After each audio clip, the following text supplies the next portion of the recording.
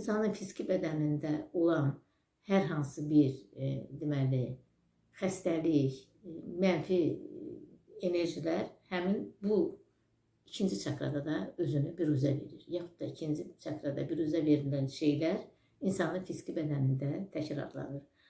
Ona görə də insan hər hansı bir xəstəlik olduqda, tibbi müalicə aldıqda və almalıqda, bu zaman yaxşılaşdıqda onun qarşısında duran ikinci sual bu olur. Bu əldə elədiyim tibbi vasitələrlə əldə elədiyim sağlamlığımı necə dayanıqlı edə bilərəm? Bunu necə qoruya bilərəm?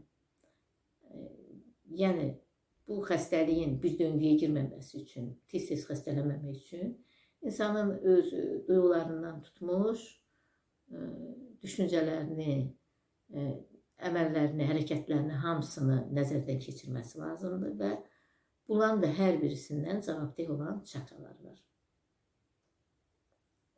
Bu ikinci çakra da insanın bədəninə daxil olan enerjini və bu enerjinin insanın bu enerji bədənində, enerji kanallarında nə qədər yaxşı dövr etməsindən əlaqəli olan bir çakradır. Yəni, bu çakra əgər yaxşı işləyirsə, insan kifayət qədər kosmik enerji alırsa, onun ruhu da yüksək olur. O daim yaşamaq, yaratmaq, yeni uğurlar əldə eləmək, yeni nailiyyətlər qazanmaq istəyir, həyatı çox sevir. Lakin bəzən elə olur ki,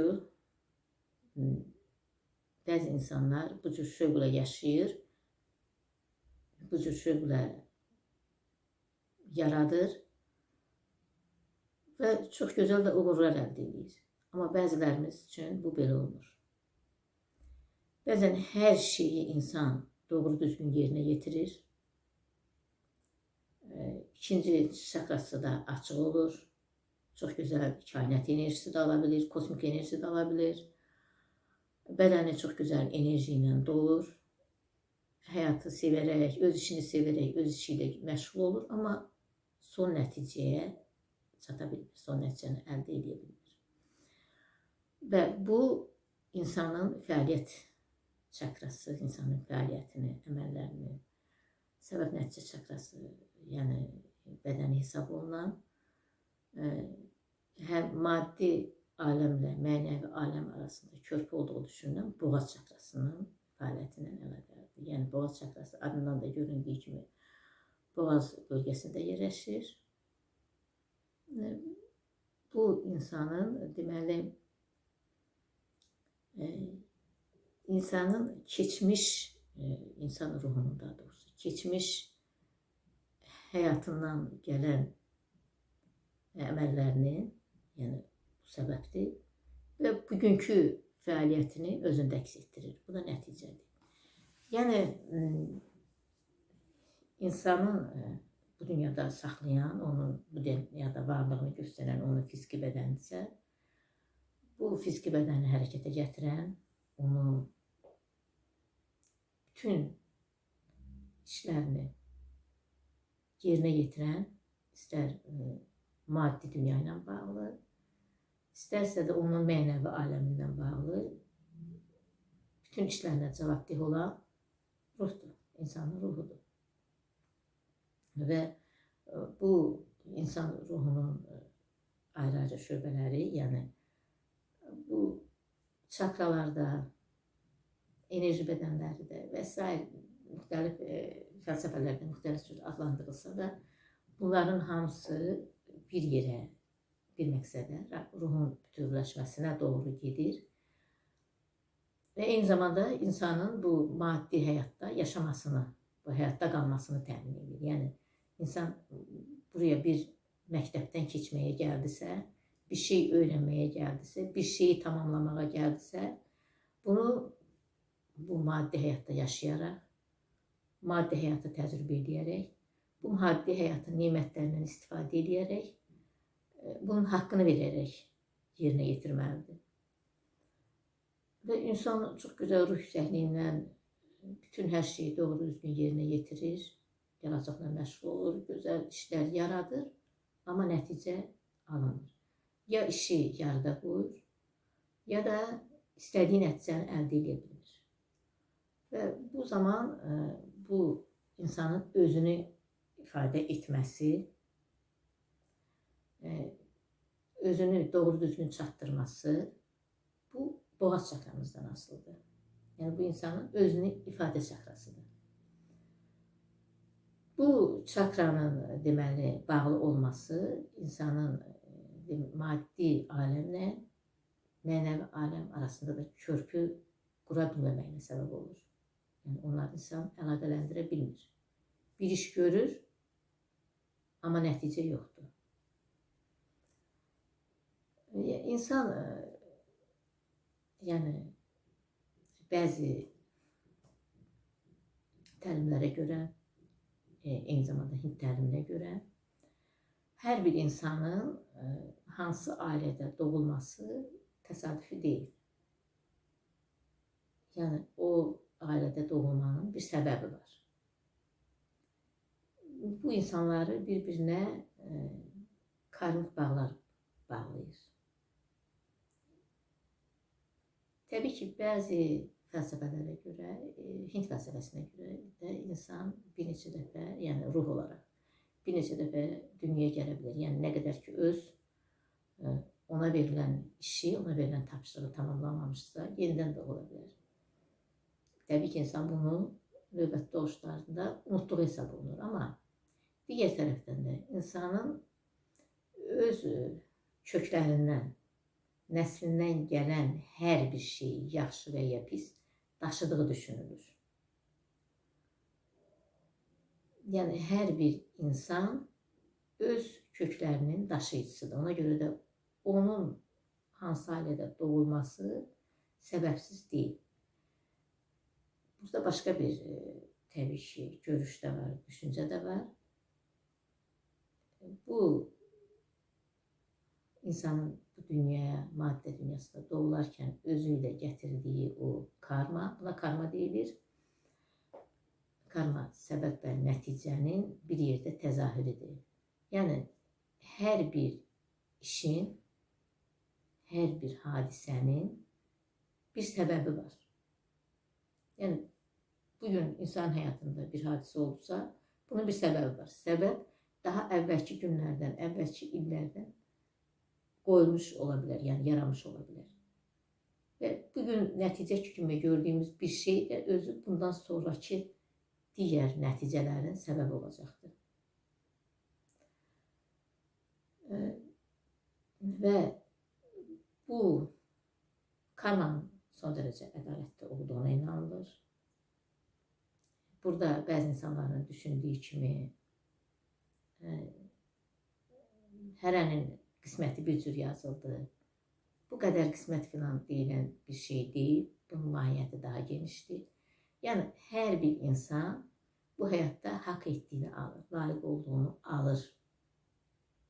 Karma bu anlamdadır. Təbii ki, bunu eşitmək, bu sahəyə bir maraq göstərmirsənsə, burada bir şeyi öyrənməmisənsə, necə deyirlər, yazını ortasından oxumağa başlamısansa, bu səni təəccübləndirə bilər. Bəs həyatın ədalətli olduğu düşünülürdü. Mən bu elədiklərimi necə oldu ki, mən bunu haqq etdim? Niyə mən buna layiq görüldüm? Niyə başqaları daha yaxşı şeylərə layiq görüldü? Bu, belə bir şey deyil. Karma belə bir şey deyil. Karma, keçmişdən gələn bəzi şeylərə görə, keçmiş əməllərinə görə insanın aldıqlarıdır. Yəni, bir də bu karma anlayışını bəzi insanlar, deməli, qədər qismətə bağlayırlar. Bəzi insanlar da bugün sırf göz önündə olan fəaliyyətlərin nəticəsində əldə elədikləri şeyi karma adlandıraraq, qədər qismət adlandıraraq bu topu özlərindən kənara ötürmək istəyirlər. Amma bu belə bir şey deyildir. Yəni, bugün bir şagird əgər imtahanlara hazırlaşır, imtahanlara hazırlaşarkən fənlərdən birini heç də oxumur, birini ya bir neçəsini hazırlaşmır, sabah imtahan zamanı yaxşı qiymət almır və deyir ki, bu mənim karmamda varmış ki, mən bu imtahandan keçə bilməyim, ya da ki, qismət keçə bilmədim. Karma belə bir şey deyil. Karma sən öhdənə düşən bütün vəzifələri yerinə yetirməyinə baxmayaraq, istədiyin nəticəni əldə edə bilməməkdir. Və bu əslində karma insan həyatında bunun karmadan olduğu nədən bilinir? Bu bir döngü formasını alır. Bir şeyi yerinə yetirirsən, bəzən hətta o məşğul olduğu sahəni dəyişirsən, nə bilim, bu həyatın hansı sahəsində olur olsun, bir dəyişiklik edirsən, yenə yenidən bir şövqlə bu işi yerinə yetirirsən və görürsən ki, yenə də istədiyin nəticə əldə olunmadı. Buna döngü də deyilir, bu fərdi inkişaflar, buna insan həyatındakı döngü də deyilir. Görürsən ki, bir döngüdəsən. Bax, bu döngü, bu karmadır, bu döngüdən necə çıxmaq təbii ki, insanın həyatında çox mühümdür. Amma bu döngüdən çıxmaq üçün əvvəlcə bunu anlamalısan. Anlamaq üçün həyatında fərqindəliklə yanaşmalısan. Həyatında baş verənləri kənardan izləməyi bacarmalısan. Yəni, kənardan izləmək üçün duyğularından biraz kənarlaşmalısan. Öz həyatını sanki bir başqasının həyatını ya da bir film izləyən kimi izləyirsən, nə baş verir? Əmin olun, heç kəsdən üstün bir, necə deyim, istedadı, talantı və s. yoxdur. Hər kəsə, yəni hər bir insana Allah Təala ağıl da verib, şuur da verib və bunlar dərk etmək üçün təfəkkür də veribdir ki, dərk edək, təfəkkür edək, nə baş verir, fərqində olaq.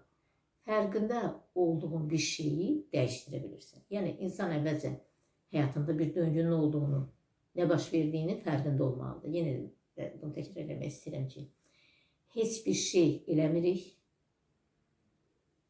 sadəcə otururuq və deyirik ki, istədiyim nəticə olmadı.